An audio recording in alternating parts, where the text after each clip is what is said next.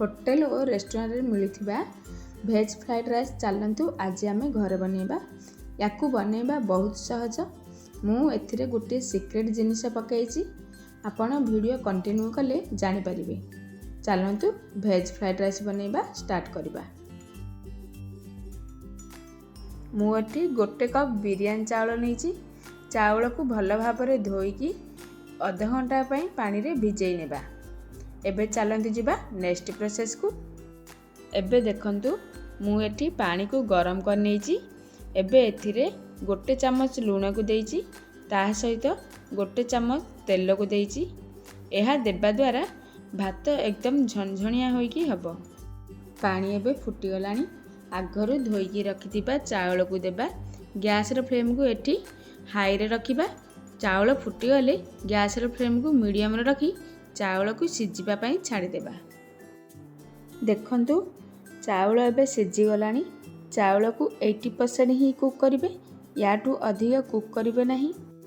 देखंतु मु एठी चावल को हाथ रे चिपिकी देखौची।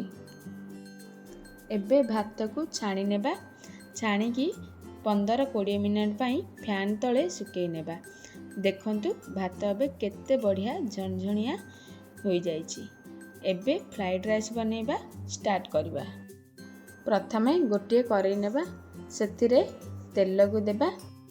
एबे सेथिरे चॉप करी रखिथिबा रसुण, अदा और कंचा लंका को देई किछि समय पई भाजी नेबा। एबे एथिरे चॉप करी रखिथिबा पियाज को देबा। ताहा सहित चॉप करी रखिथिबा गाजर, कैप्सिकम, स्वीट कॉर्न और बीन्स को देई आउ किछि समय भल भाबरे भाजी नेबा। एठी गैस रो फ्लेम को हाई रे रखिबे। परिबा को बेसी भाजिबे नाही, मात्र 2-3 मिनिट पई ही भाजिबे। देखंतु परिबा एठी भाजी हो गलानी। एबे सेथिरे स्वाद अनुसार लूण को देबा। ताहा सहित आधा चम्मच भी कम गोलमरीच गुंड को देबा। आउ सेथिरे 2 चम्मच विनेगार और 2 चम्मच सोया सॉस को देई भल भाबरे मिसई नेबा।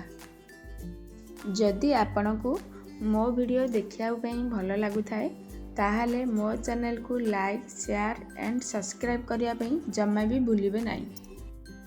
एबे एथिरे बने की रखिथिबा बिरयानी चावल को देबा। ताहा सहित मु एठी आगरु किछि छोट छोट पनीर रो खंड को भाजी की रखिथिली, याकू मध्य एथिरे दउची। एबे एथिरे सीक्रेट जिनिस को देबा। गोटे चम्मच चीनी रो पाउडर को देबा। ताहा सहित आधा चम्मच गरम मसला को देबा। ताहा सहित काटिकी रखिथिबा धनिया पत्र को देई किछि समय भल भाबरे मिसई नेबा। एठी चीनी रो पाउडर आउ गरम मसला निश्चय देबे, जहा द्वारा फ्राइड राइस रे स्वाद 2 गुणा बढ़ी जिवो। एबे फ्राइड राइस हमर रेडी हो गलानी। याकू आमे सर्विंग बाउल को बाहर करी गरम गरम सर्व करबा।